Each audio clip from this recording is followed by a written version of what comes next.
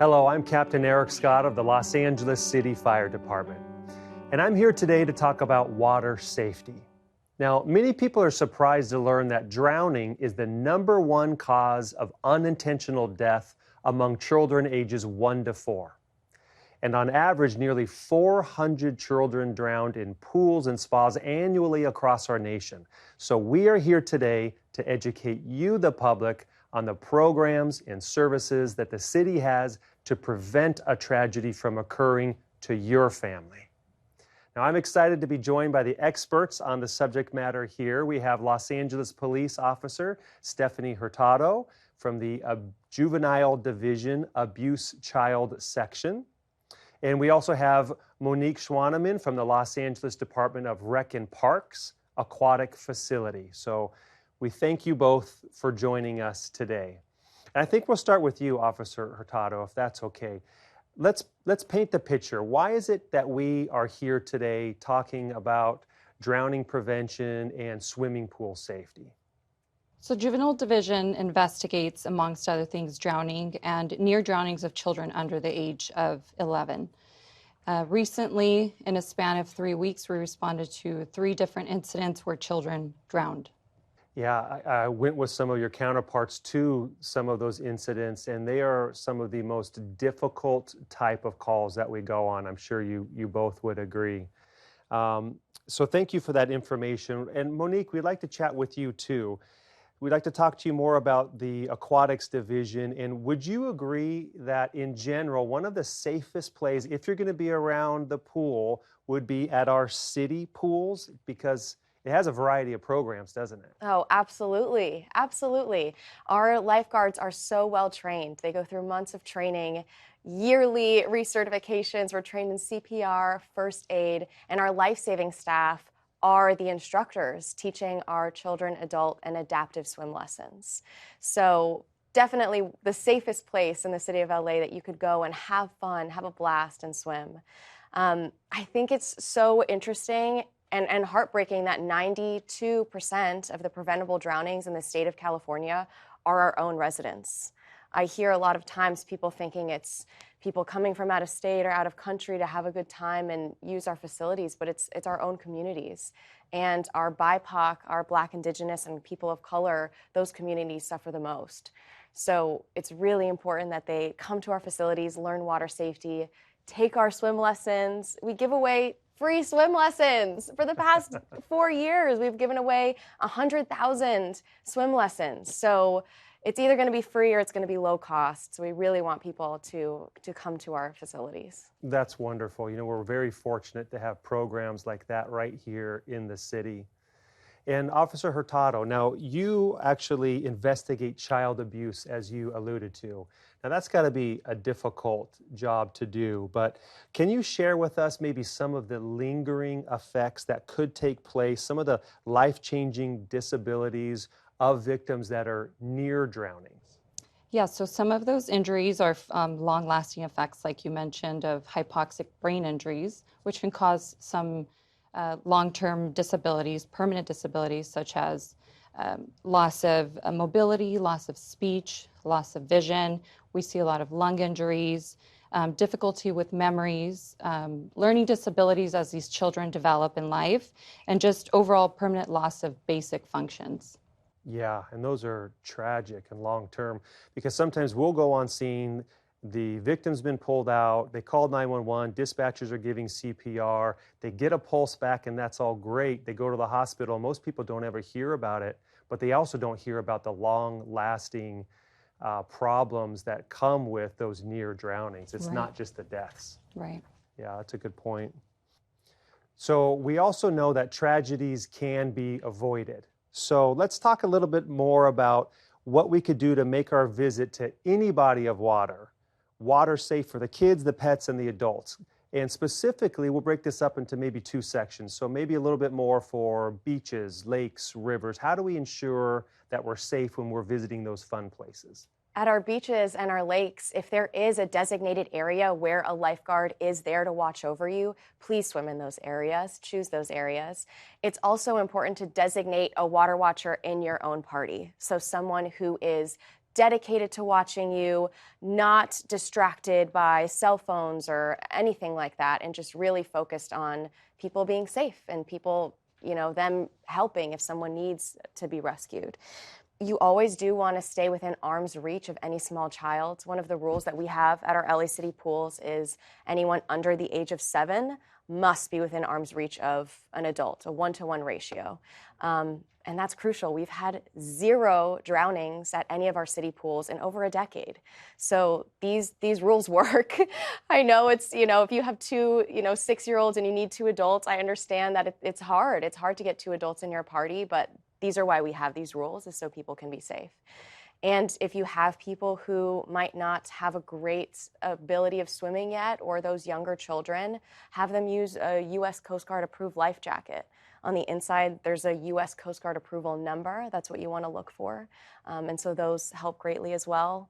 Taking swim lessons, like we've already said, and then definitely having someone in your party know CPR is crucial.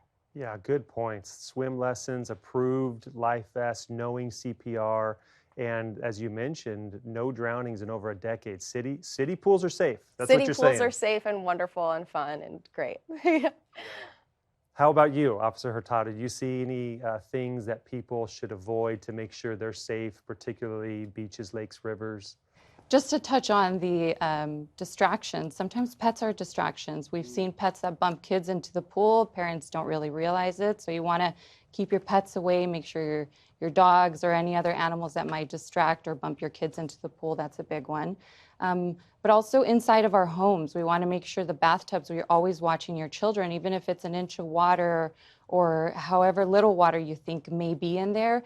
Your water, your mop buckets, the over the ground pools that we use a lot during the summertime.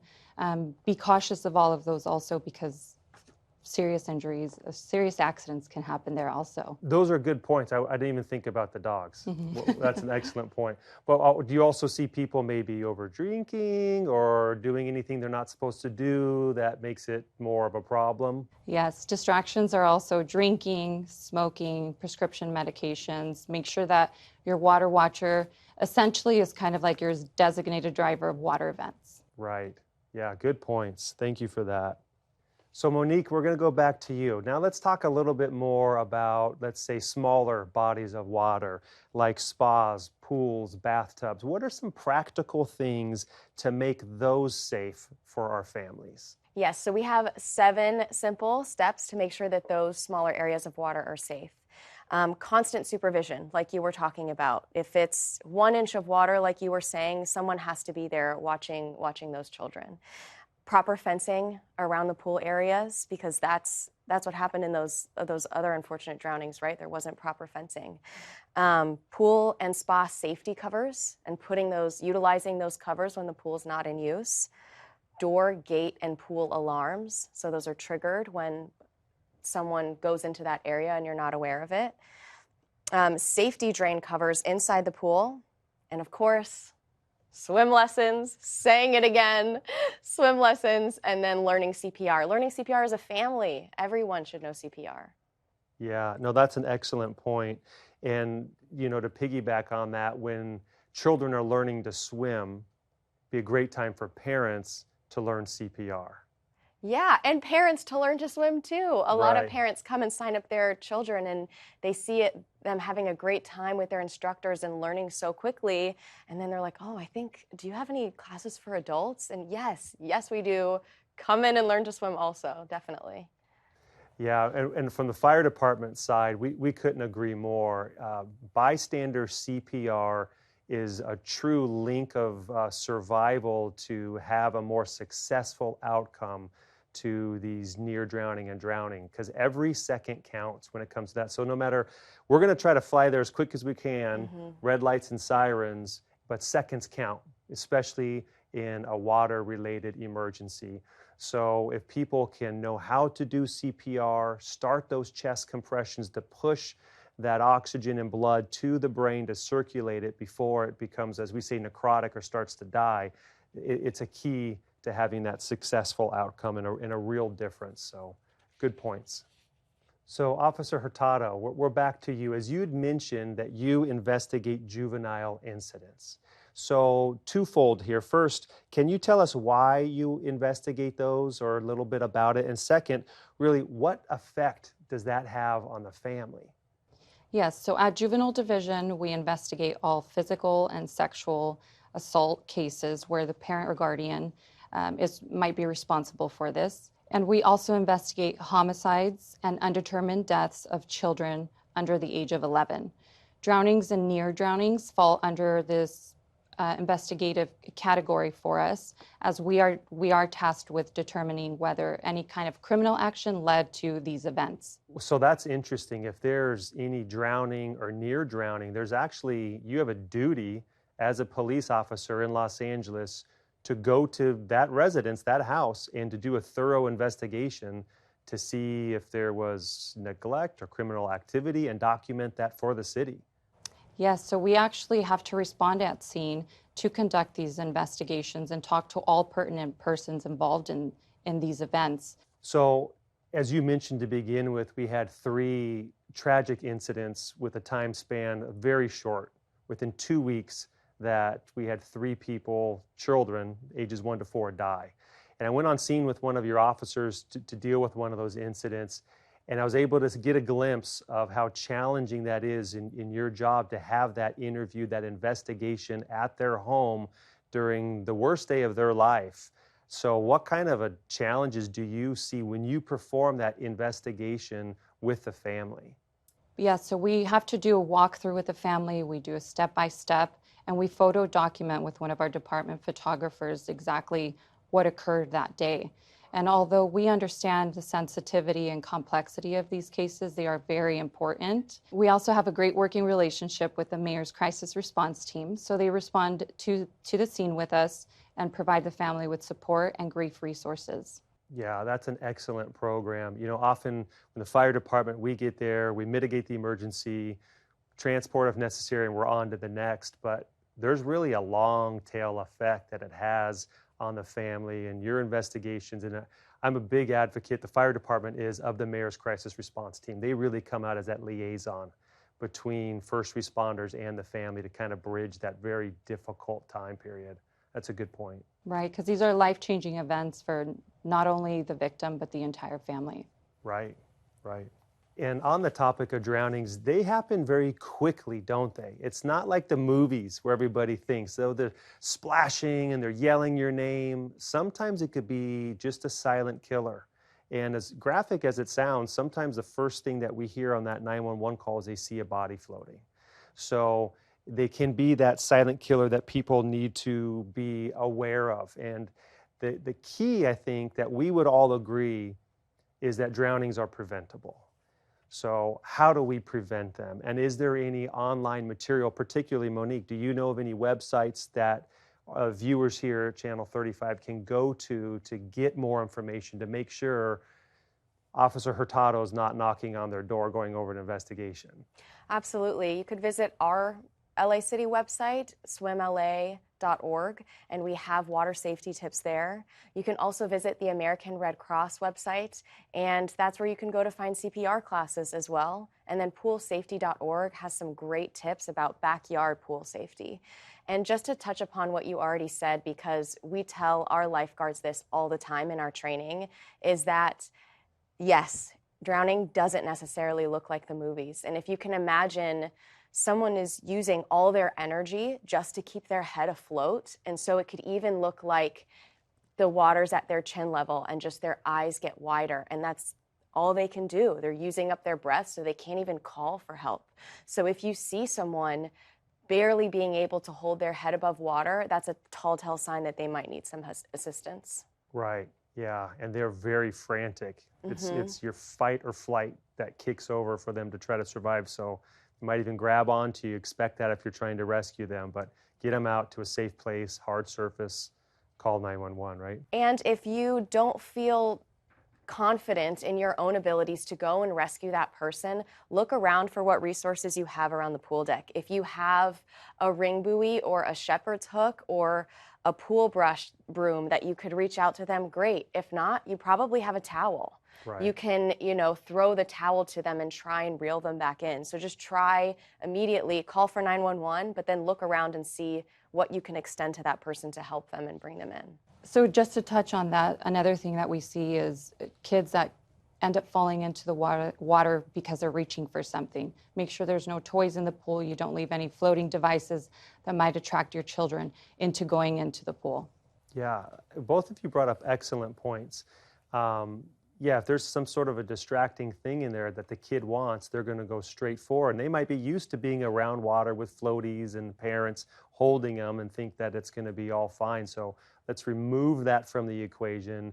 Nothing desirable for a child in the pool of water. And another good point, Monique, is don't become a victim yourself if you're not comfortable with making that rescue. Drop something to them to pull them over if necessary. Get that situational awareness for a moment before taking an action. Absolutely. And I think about floaties, because you mentioned the word floaties. We actually don't allow floaties at our LA City pools. We only allow the Coast Guard approved life vests because parents also get that false sense of security that I put the floaties on my kid and they're good to go. And they're not. A lot of times, their arms are out here, but then their face tilts forward and they don't have that neck strength to pull their head back up or call for help. So it's great to get your kids comfortable in the water and to give them that independence when they do have the floaties on, but that doesn't eliminate you needing to be within arm's distance of them. Yeah, and I think a lot of people are deceived thinking that it needs to be a full submersion to drown. Like you alluded earlier, bathtubs, an inch of water. That could be surprising. And we've seen people just aspirate. Or if they're already fatigued and then they get water down with the wrong pipe, right? It goes down your breathing trachea instead of your esophagus, or it can really push them over the edge. So it doesn't take a huge amount of water. And good points about the false security from floaties. And if you intake too much water, you can be pulled out of the water. You can think you're fine, but then you can go home and you can have so much water in your lungs that you could actually drown later. Wow. So if you do feel like you intook too much water, we call 911. We have that person transported, or we suggest that they go to the hospital or go to the ER to check them out and make sure they're okay. Yeah. I remember a frequent statistic for deaths after visiting in the emergency room is aspiration pneumonia. So when you get that water or foreign bodies into your lungs, there could be some devastating consequences. So I think what we're getting from you is avoid it altogether, right? Yes. Let's not even go Preventative. Drowning is Yes. preventative. Right. Yeah. So before we conclude, are there any other thoughts that came to mind or anything else that you think would be important for viewers to hear? Yes, well, so 48% of those drownings happen in our summer months, June, July, and August. But what we see is a lot of people don't know that we have year-round LA City pools. So all year long, you can get prepped for the summer. You can take swim lessons all year round. So we are ready for those summer months. Of course, we offer all of that in the summer, but it would be great to have people year round. Good tips, year round, Yes. not just the summer. Not just the summer. Okay. Heated, outdoor, indoor, whatever you want. Heated, wow. We got it. I'm on my way. Any thoughts from you? So as we near the summer seasons, it's imperative that parents and guardians understand that by following the safety measures that we discussed today, they can prevent these tragedies from occurring to their families. Excellent point. So again, thank you both for being here with us today. The information you have shared, if it's listened and adhered to, will truly save a life. So as we enter the summer months, one thing that we can be certain about regarding summer weather is the heat. It will be hot, very hot. And every year, us, the Los Angeles City Fire Department, will respond to drowning incidents in residential and community pools.